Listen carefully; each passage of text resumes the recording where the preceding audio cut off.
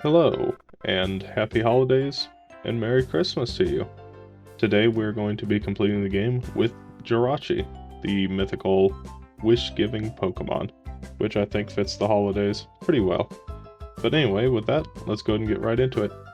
Jirachi has 100 base stats across the board, making it basically great at everything, and gets access to mostly Psychic and Normal type moves. However, it does get a few electric type moves, a couple water type moves, and also a couple ghost type moves, which could come in handy.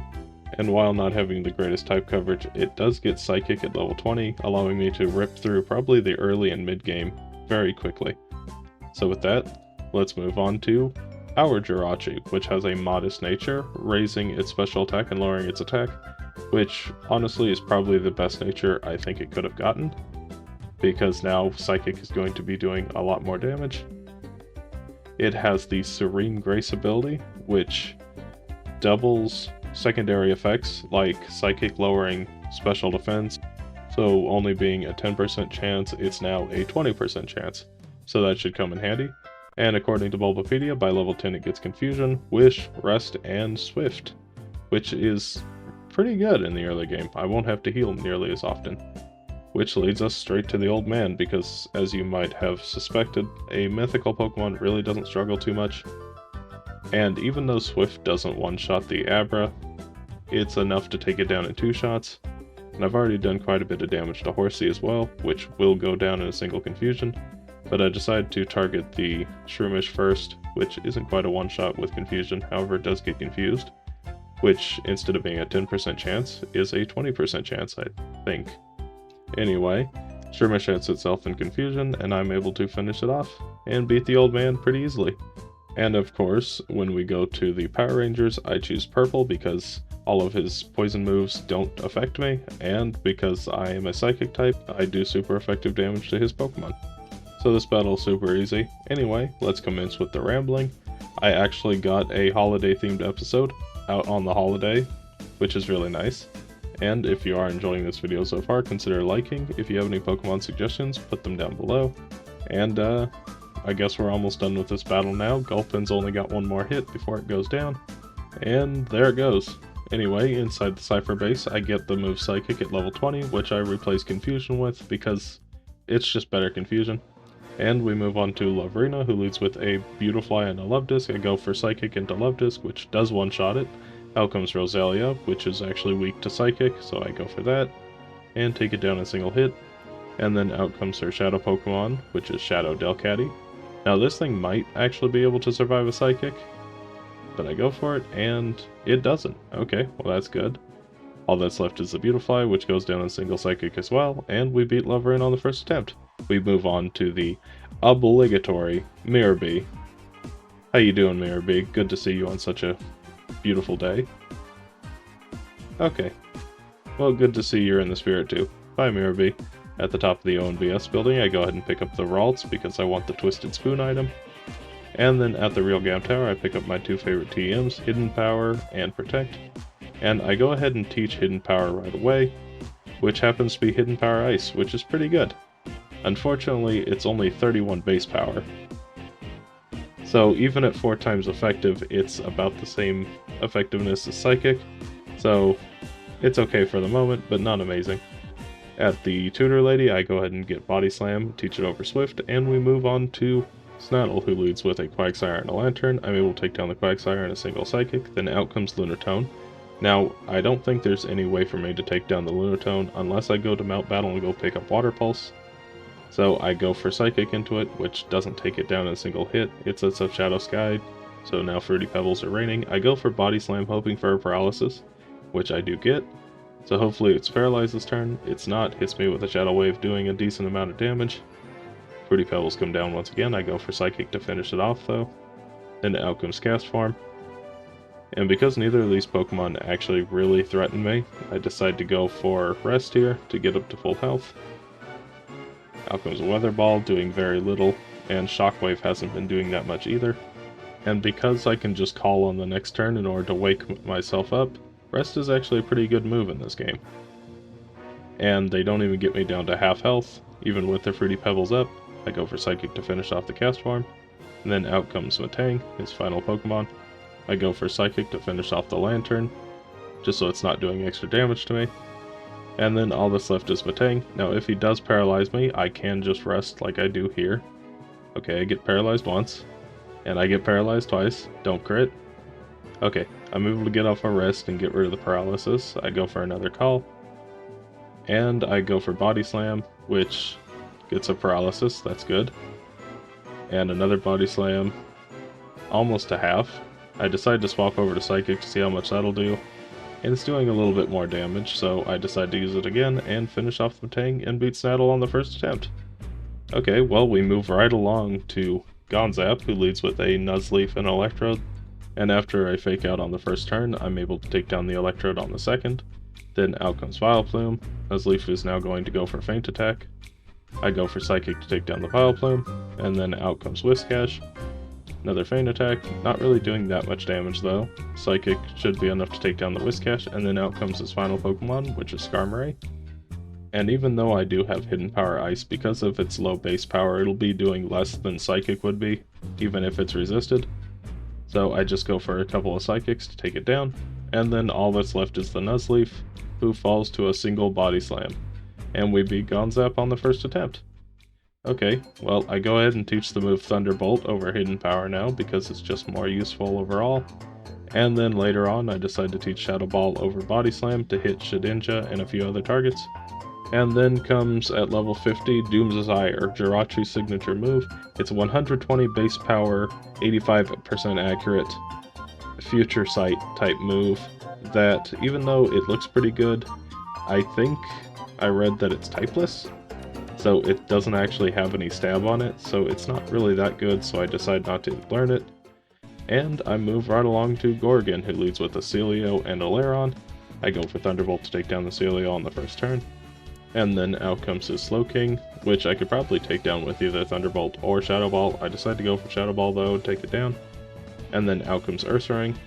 Lairon uses Earthquake, doing a little bit of damage to me. I go for Psychic now to take down the Lairon, because it has a terrible special defense. And then out comes Shadow Primeape. I go for Psychic to take it down. And then out comes his final Pokemon, which is a Shadow Hypno. Ursaring goes for Earthquake, damaging both me and the Hypno. I go for Psychic to take it down now. And then all that's left is the Hypno. It goes for Shadow down, but it's a little too slow. And Shadow Ball takes it down, beating Gorgon on the first attempt. Now moving on to the last area of the game, and so far I haven't lost a single time. However, the last area of the game is very difficult, so let's see if it can keep this up. Also, it's going extremely fast. Anyway, we move on to Lavrina, who leads with a Gardevoir and a Gorbis. I go for Shadow Ball to take down the Gardevoir. And then out comes Roselia. Now Gorbis is going to be using Water Pulse the entire time, so I am risking Confusion. But I think I'm tanky enough to survive anything that would happen, unless I get incredibly unlucky. So I go for a Thunderbolt to take down the Farfetch'd, because it can more reliably confuse. And then out comes her final Pokemon, which is a Shadow Altaria. I go for Thunderbolt to now take down the Gorbis. And then with Altaria by itself and not really doing that much damage, I go for Psychic, which actually doesn't one-shot it. That kind of scares me for the upcoming fights. But with the Shadow Ball, I finish it off and beat Lavrina. At the top of the mountain, I run into Snaddle once again, who leads with a Quagsire and a Matang. I use Psychic to take down the Quagsire, and then out comes Scizor. Matang is just going to be using Thunder Punches, so the only thing I'm risking is being paralyzed, which I can rest off. Scizor goes down to a single Thunderbolt, and then out comes Shadow Solrock. And unfortunately, that happens, I get paralyzed. So I decide to go for rest this turn to get rid of it. And unfortunately, because of that, Shadow Sky is set up, so I'm not able to heal from the leftovers anymore. But luckily, their moves really aren't doing that much damage to me. So I am pretty safe. I go for Shadow Ball to take down the Solrock now, and then out comes Castform. And because I don't want to get paralyzed again, I decide on this turn to actually take down the Matang, because at least at this point, it's the bigger threat. And I actually get a crit, which wasn't necessary, but it's nice to see. Castform goes for Flamethrower, which does have a chance to burn me, but I can just rest that off as well. I go for Thunderbolt to take down the Starmie, and then all that's left is the Castform, which goes down to a single Psychic, and I beat Snaddle on the first attempt. Okay, well, moving on to Ardos, and this is the battle where I think I could struggle the most. I outspeed Swallow and take it down in a single Thunderbolt. Out comes Kingdra. Alakazam uses Fire Punch, so I'm risking being burnt every time, but I take down the Kingdra next. Then out comes Heracross, which I'm going to take down with another Psychic. And then out comes his second Shadow Pokemon, which is Electabuzz. Now this thing is always pretty threatening, but hopefully it's not too bad. And at this point I decide to rest, thinking that healing up to full would be a better option here. But unfortunately, the two of them combined actually take me down to under half health. And I also get burnt, so I have to rest again. And I put myself in a pretty bad spot, because if either of them get crits on me, I will lose this battle. But I wake up, don't get crit by either the Electabuzz or the Alakazam, and I take down the Alakazam now because it's doing more damage. And then Electabuzz hits me with one last Shadow Storm, which also doesn't crit. Takes me down very low though. I go for rest, get up to full health. And Electabuzz actually switches to using Shadow Mist, that way Shadow End always hits. And because it's not doing that much damage, Snorlax is actually hurting itself more than it's hurting me. And now it's just above a quarter health. And I go for Psychic to take it down. And then that just leaves the Electabuzz left, which goes for one last Shadow Mist before going down to Psychic. So, despite a small hiccup in the middle there, we get past Ardos' first attempt. Moving on to Gorgon, I go for Thunderbolt to take down the Slowking on the first turn, and then out comes Aggron. I go for Psychic to take down the Ursaring, and then out comes Walrein. And I decide to go and take down the Walrein this turn instead of the Aggron. And that's because Aggron is going to be using Earthquake, damaging its own friends, probably more than it's going to damage me. I go for Psychic to take down the Poliwrath, and then out comes his final Pokemon, which is a Shadow Mr. Mime. Earthquake hits me, not doing that much, and actually gets a crit on Mr. Mime, nearly taking it down in a single hit. I use Shadow Ball to finish off the Mr. Mime, Aggron misses an Iron Tail, and I misclick and hit Psychic. Nearly takes it down anyway, but I'm pretty sure Thunderbolt would have been a one-shot. But it can't do enough, and I beat him on the first attempt. Okay, well, right before the next battle, I go ahead and teach Protect over Rest. Even though I like Rest, Protect is just better for this fight. And Eldest leads with a Manectric and a Ninjask. I go for Psychic to take down the Manectric right away, and then out comes Salamence. And because the Ninjask went for Protect on the first turn, I decide to go for Protect here. But it's actually using Dig, so it is going to hit me on the first one. I go for Psychic, which isn't enough to take down Salamence. It doesn't really do that much damage to me though. Another Psychic takes down the Salamence. And now that I know the strategy Ninjask is doing, I can just Protect every other turn and be safe from Dig. I go for Psychic to take down the Flygon, which it does.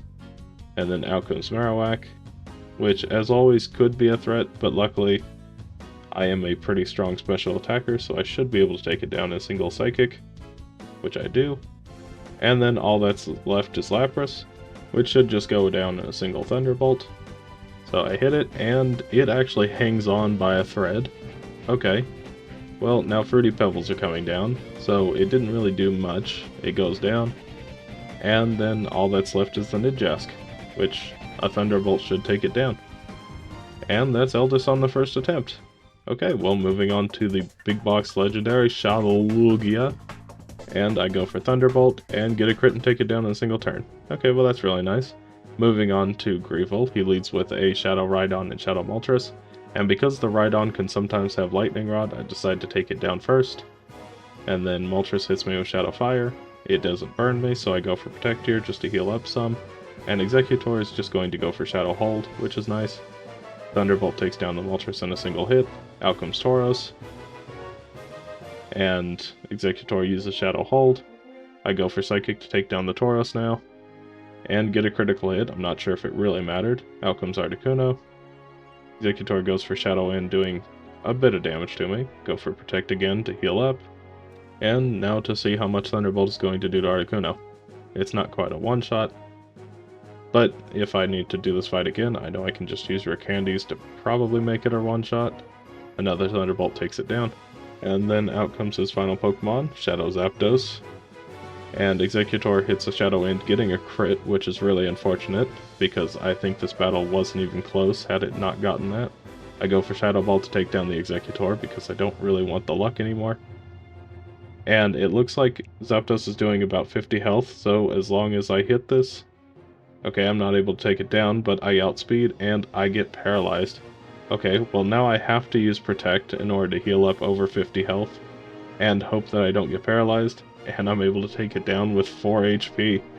Definitely one of the closest Gravel fights I've had in a while. But with that, let's see how well Jirachi did. It beat the game at a time of 6 hours, 44 minutes, and 6 seconds, and at level 66, and had 0 faints throughout the entire game. Not a single loss to any trainer. And I think that comes down to 3 main things. The first thing, it's typing. Steel Psychic is really good because Steel basically counteracts all the Psychic weaknesses, and Psychic gets rid of the fighting weakness, so you're only weak to Fire and Ground in this generation, because at this point Steel still resists Dark and Ghost, and also the stats. 100s across the board makes it incredibly good at tanking hits, outspeeding things, and gives it the versatility to hit both on the physical and special side. And then the final thing is definitely getting Psychic at level 20. Even though Psychic isn't always the best move, because it hits just about everything very well throughout the game, it's always useful to have, and getting it so early meant that I could just breeze through the early game and continue the momentum through the middle and late game. So, it should come as no surprise that Jirachi is the best Pokemon I've used so far, and even though I would really like to sing Blaziken's praises for being a level up line and doing very well, it still had losses, finished later, and was a much higher level. So it's pretty clear that Jirachi is just a much better Pokemon overall. And with that, if you did enjoy this video, consider liking and subscribing. If you have any Pokemon suggestions, put them down below. Happy holidays and Merry Christmas to all, and bye.